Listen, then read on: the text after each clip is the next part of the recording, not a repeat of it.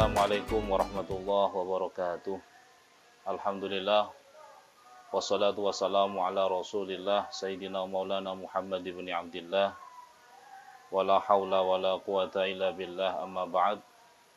Para pemirsa sekalian, kaum muslimin dan muslimat khususnya yang berada di wilayah Bontang dan sekitarnya, alhamdulillah pada sore hari ini senantiasa Allah Subhanahu wa taala anugerahkan kesehatan dan kesempatan kepada kita semua di dalam rangka kita melaksanakan ibadah, melaksanakan shaum, puasa di bulan suci Ramadan serta ibadah-ibadah yang lain yang kita laksanakan khususnya pada hari ini.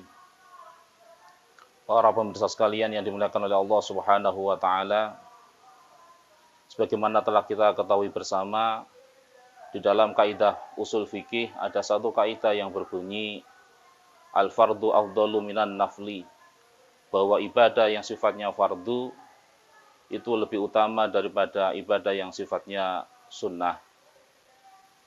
Contoh ibadah sholat, tentu ibadah sholat yang fardu, fadilah keutamaan serta pahalanya jauh melebihi ibadah sholat sunnah yang kita kerjakan. Bahkan oleh para ulama mereka menjelaskan qoma kullu sab'ina raq'atan minan nafli maqama raq'atin minal fardi.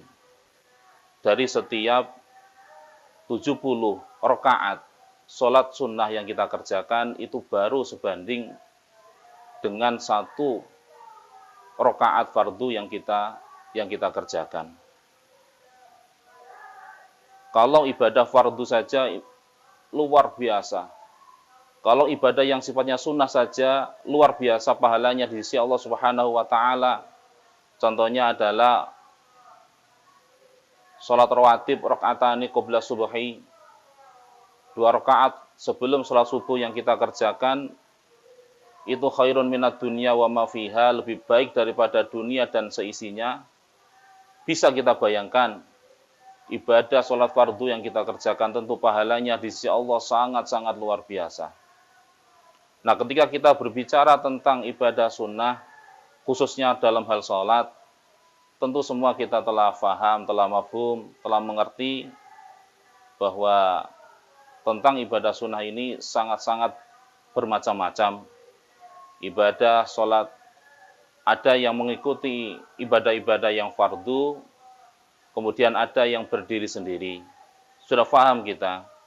Jadi tentang yang kita kerjakan di waktu malam mungkin ada tahajud, ada sholat hajat, ada sholat tasbih, dan lain sebagainya.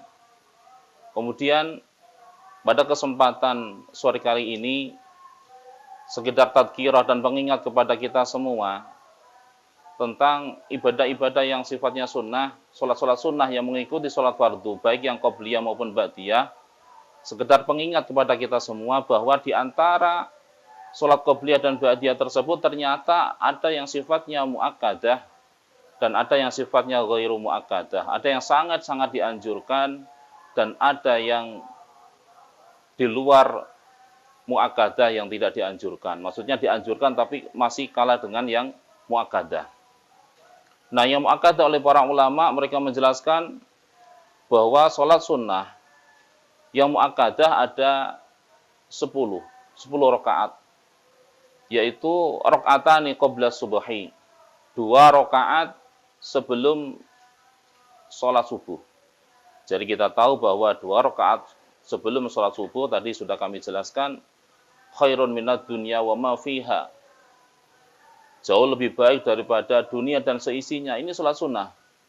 Kemudian ada yang selanjutnya yang mu'akkadah adalah rakaatani qabla dhuhri, 2 rakaat sebelum kita melaksanakan sholat zuhur. Jadi ini statusnya adalah mu'akkadah sehingga sedapat mungkin bisa kita laksanakan. Kemudian rakaatani ba'da dhuhri, 2 rakaat setelah sholat zuhur. 2 rakaat setelah sholat zuhur ini statusnya juga mu'akkadah.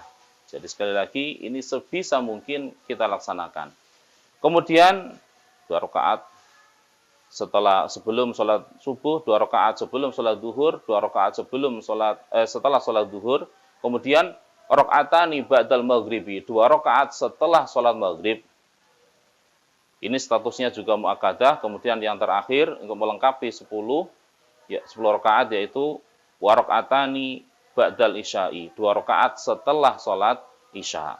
Dalam arti sebenarnya para pemirsa sekalian yang dimuliakan Allah Subhanahu wa taala, ada qobliyah maghrib itu ada, qobliyah asar itu ada, qobliyah isya itu juga ada. Tetapi statusnya ghairu muakkadah.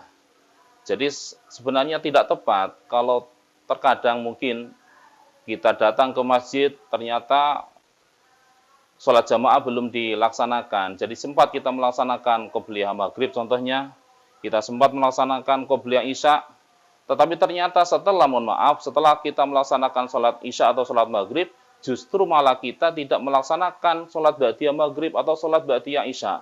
Padahal kita tahu bahwa status 2 sholat tersebut adalah muakkadah. Untuk itu, dalam kesempatan ini, hanya sekedar sekali lagi untuk tadzkirah pengingat kepada kita semua, mari kita laksanakan sunnah Rasulullah SAW tersebut, kita laksanakan ibadah sholat yang muakkadah tersebut, dengan tujuan tentunya momentum di bulan suci Ramadan ini semoga amal-amal yang kita kerjakan baik yang fardu maupun kita tambal dengan ibadah sunnah tersebut diterima oleh Allah Subhanahu wa taala, dilipat gandakan oleh Allah Subhanahu wa taala, dan kelak kita akan masuk ke dalam surganya Allah dari pintu Ar-Rayyan. Para pemirsa sekalian yang dimuliakan oleh Allah Subhanahu wa taala, semoga ibadah puasa kita diterima oleh Allah Subhanahu wa taala dan selamat melaksanakan iftar, melaksanakan ibadah yang disukai oleh Allah Subhanahu wa taala dan merupakan amalan yang disenangi oleh orang yang berpuasa, yaitu melaksanakan berbuka puasa. Semoga amal ibadah kita semua diterima oleh Allah Subhanahu wa taala. Amin ya rabbal alamin. Wal afu minkum. Wallahul muwaffiq ila aqwamit thoriq. Wassalamualaikum warahmatullahi wabarakatuh.